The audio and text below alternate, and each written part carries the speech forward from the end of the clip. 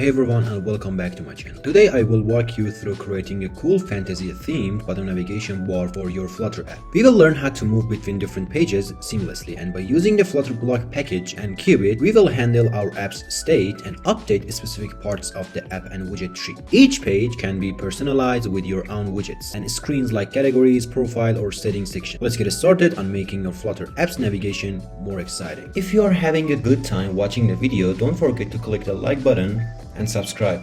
Let's not waste any more time and jump right into it. Firstly, add these dependencies to the project. Iconly and Google Fonts for incorporating fantasy icon and text themes into the Flutter app. Additionally, utilize Flutter BLOC to efficiently manage the app's state and implement CUBIT functionality within the application. We have a Dart file called main wrapper, where we will put the bottom navigation bar later on. For now, let's start by making it simple with a just basic AppBar that displays some text. Within the Pages folder, it's essential to place all the screens indeed for the navigation using the bottom navigation bar. Currently, I have created a few basic pages containing an icon, a title, and a description below them. You can have the flexibility to add any widget or content you prefer to these pages. And in the pages.dart file, I have exported all the individual pages. This makes it easier to import all the pages collectively into another file when we need to use them. You will see how this works in the upcoming steps. Returning to the main wrapper file, let's create a late variable named page controller. This page controller will enable us to navigate between different pages by scrolling on the main wrapper screen. Following that, we will initialize the page controller with an initState function, which triggers when the state of our main wrapper is created. Likewise, we will dispose of the page controller when it's no longer needed. This can be done by using the dispose method, ensuring proper cleanup when the main wrapper is state disposed. We should also include a list of screens that we want to display within the bottom navigation bar. I have created a list named top level pages and added all the previously created pages to this list. To include all these pages in this file, we simply need to import the pages.dart file, where we have exported all our individual pages previously. This allows us to access and use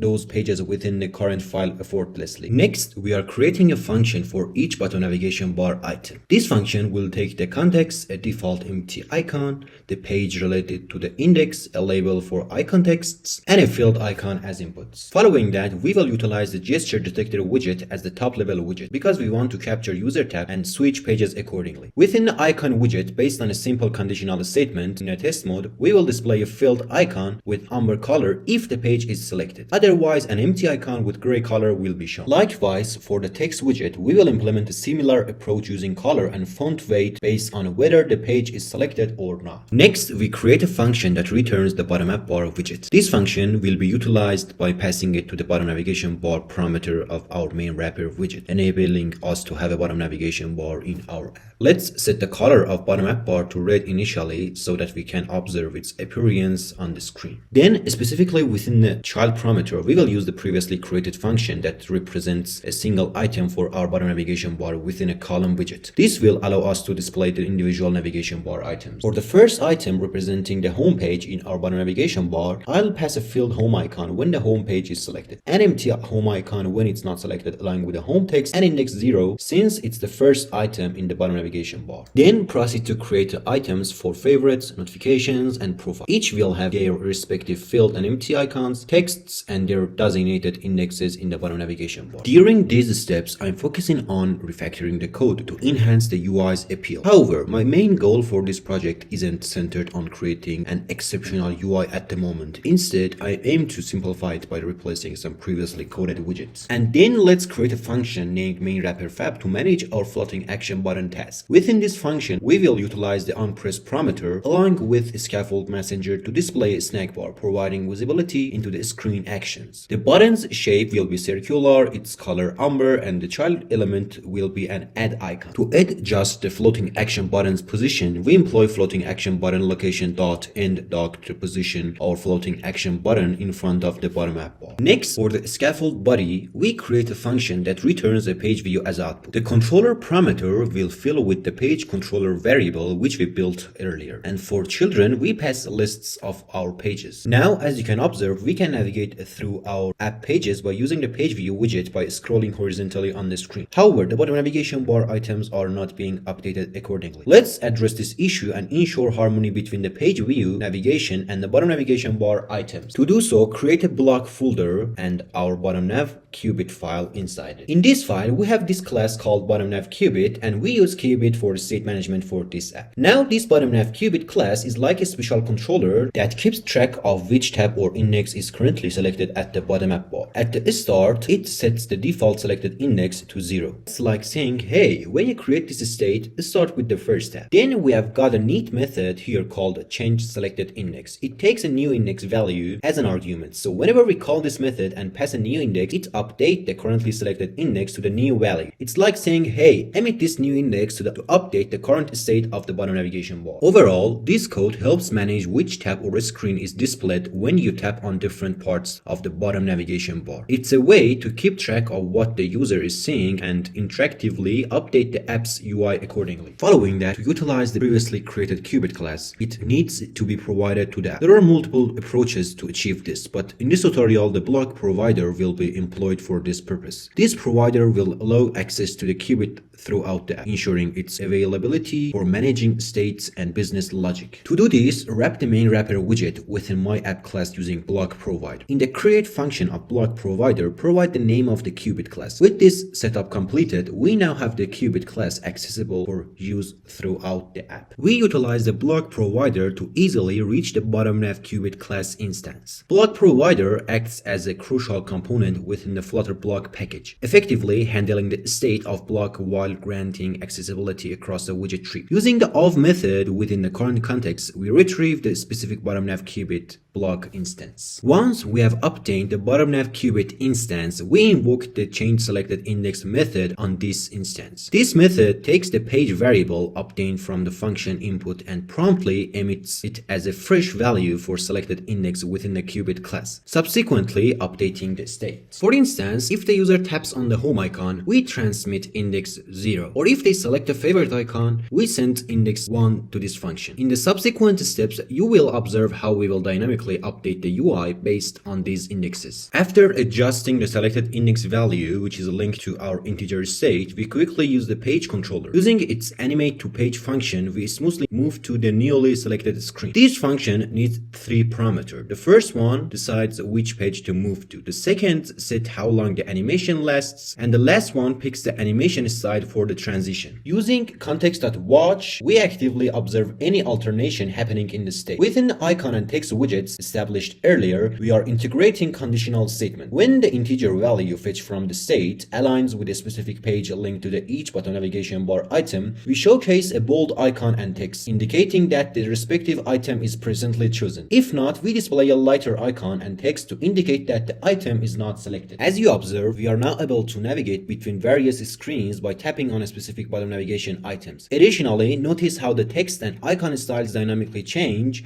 when they are selected. Everything operates exactly as anticipated, with this style adjusting accordingly upon selection. There is one remaining task: updating the bottom navigation bar items when navigating between pages by scrolling on the page view widget or the main wrapper. To address this, let's create a function that handles this task efficiently. The function is named onPageChange, and it accepts an integer parameter named page as function input. Inside its block body, we will utilize the previously established function within our CUBIT class to modify the selected index, or simply put, the state. Subsequently, we can seamlessly pass this function to the onPageChange parameter of the page view widget. Consequently, whenever a page change happens via scrolling on the screen, this function will execute. It will pass the current page value to our previously created function, enabling the alternation of the state through the change selected index function. So we will see the changes in the bottom navigation items. And done, we have completed the project. You can now integrate this sleek bottom navigation bar into your Flutter app using CUBIT, alongside employing BLOC as your project's state manager. By the way, you can access the source code of this app on my GitHub page. The link is provided in the description.